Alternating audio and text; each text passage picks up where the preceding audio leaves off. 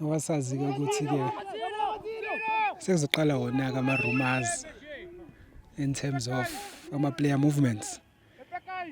So according to iDiski Times, Amakhosi have made a move ahead of next season in terms of acquiring players.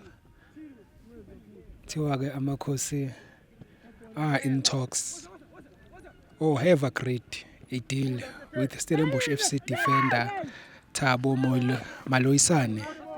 So Thabo Maloisane will be out of contract, and it has been said in public ukuthi akafuni ke extend a contract naso ke still is.